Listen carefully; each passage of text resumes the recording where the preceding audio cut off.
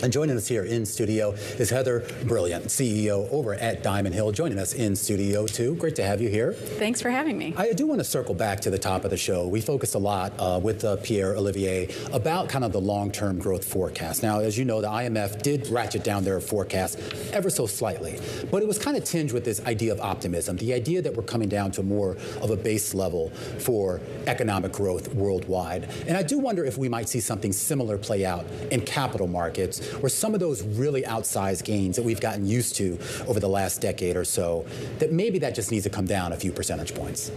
Yeah, I mean, I think whenever you're looking at what you're expecting from any equity, you're really looking at a component that's coming from multiple expansion, potentially, and a component that's coming from earnings growth.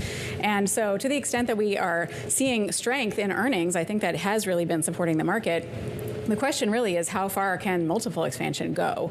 And it feels to me that we've really pushed that about as far as we can go. And especially seeing the market kind of broaden out in the third quarter, I think you're really seeing more and more companies at pretty meaningful valuations. And that seems to be a big part of the reason why we've heard so many people call this year kind of a stock picker's market. It is kind of a bottom up, look for the individual names and find value.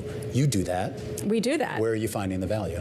Well, first of all, I'd say, too, on individual names, it seems like the discrepancy between companies beating earnings, doing extraordinarily well, double digits well, and companies that miss their earnings doing terribly, double digits poorly, is really stark in this particular earnings season and really over the course of this year.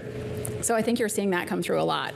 But in this environment, I think one of the things we really like to look for are high-quality businesses that we think are trading at a reasonable price or reasonable valuation. And so Sysco is one of the ones I would mention. Sysco, the food distributor. Sysco, oh, yes, all right. SYY. And that's a company that I think is an incredible business. It is a great distribution business that has a competitive advantage because they have access to so many different items of distribution that go into the whole food value chain, and they have relationships with all of the food retailers or restaurants, et cetera, hospitals, things like that. And I think those relationships and their ability to just have higher volumes because they have such meaningful market share gives them a tremendous competitive position. And when you can find a business like that trading at a discount to what it's been valued at for most of the last 5 years, I think that those look like great opportunities to us. You also like some financials, including the insurance company AIG. Walk us through what the timeline is here for AIG and why you like it.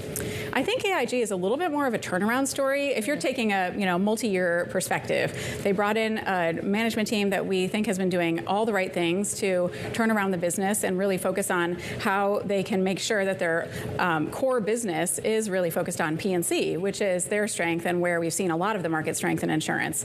And they're selling off their whole life and wealth business, which is a much lower quality business for them. And I think that concentration on P&C isn't really being valued appropriately by the market yet. Okay, so that's a bottoms-up approach. I'm wondering if you see value in looking at things from a sector perspective. For instance, utilities, which have been one of the best performers this year and certainly of the second half on that tangential AI story that everyone needs power to run their data centers. Is this a good time to consider going into it and holding for a longer term? That's something we have looked into but have not been totally convinced that the valuations support the benefits that utilities will see as part of that value chain. So I think it's a good story. It is a good story, but the valuation really has to support the story. I would say we see a little bit more of a story in insurance. If you wanted to broaden out AIG to more of a theme, where we're seeing improving pricing in P&C, and so you're seeing other companies in P&C as well, like Aon, doing better, and they're in insurance brokerage, which I think is also a part of the market that can continue to benefit as insurance is such a critical part and essentially required for so many areas of the economy. We've gotten this far in the interview. You haven't mentioned AI or tech, really. Is that just not on your focus, or do you find something in there, or is it maybe just a little bit too frothy, if you will? I mean, it's definitely, I don't think anyone can avoid looking at AI and thinking about it and making investment decisions.